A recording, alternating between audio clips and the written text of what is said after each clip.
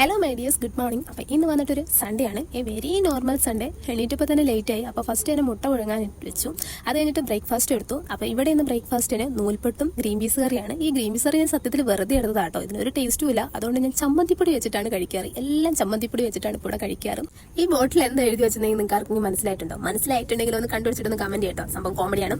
അപ്പോൾ കണ്ടോ, ഞാൻ പറഞ്ഞ പോലെ തന്നെ ഗ്രീൻ പീസ് കറി എല്ലാം ബാക്കി വെച്ചിട്ടുണ്ട്. അത് കഴിഞ്ഞിട്ട് ഇന്ന് അലക്കും കുളിയൊക്കെ അങ്ങ് ചെയ്യാന്ന് വെച്ചിട്ടു. അപ്പോൾ ഫസ്റ്റ് തന്നെ വിരിയും ഡ്രസ്സുകളും ഒക്കെ അലക്കി നല്ല വെയിലായിരുന്നു ടെറസിൽ, അങ്ങനെ കൊണ്ട് വിരിച്ചിട്ടു. അപ്പോൾ വൈകുന്നേരം ആകുമ്പോഴേക്ക് നന്നായിട്ട് ഉണങ്ങി കിട്ടും.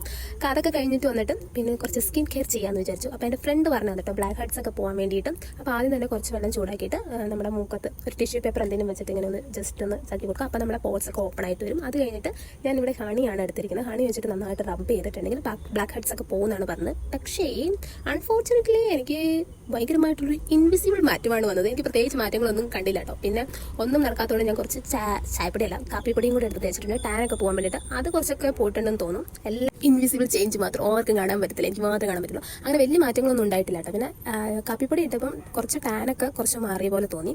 പിന്നെ അപ്പോൾ ഇതെല്ലാം ഫ്ലോപ്പായ സ്ഥിതിക്ക് പിന്നെ ഹെയർ കെയർ ചെയ്യാമെന്ന് ചോദിച്ചു. അങ്ങനെ ഞാൻ ഫ്ലാക്സ് സീഡ് എടുത്തിട്ട് തലയിൽ തേക്കാമെന്ന് ചോദിച്ചു. അപ്പോൾ ഫ്ലാക്സ് സീഡ് വെച്ചിട്ടുണ്ടെങ്കിൽ നല്ല ഹെയർ നല്ല സ്മൂത്ത് ആവും എന്നൊക്കെ പറഞ്ഞിട്ടുണ്ടല്ലോ. സംഭവം കുളിയെല്ലാം കഴിഞ്ഞ് വന്നപ്പോഴത്തേക്ക് നല്ല സ്മൂത്ത് ആയിട്ടുണ്ടായിരുന്നു. അത് കഴിഞ്ഞിട്ട് കുറച്ച് കഴിഞ്ഞിട്ട് നോക്കിയപ്പോഴത്തേക്കും കുറച്ച് ഡ്രൈ ആയിട്ട് വരുന്നുണ്ടായിരുന്നു. അപ്പോൾ എല്ലാം പൊളിഞ്ഞിട്ടുണ്ട് സംഭവം.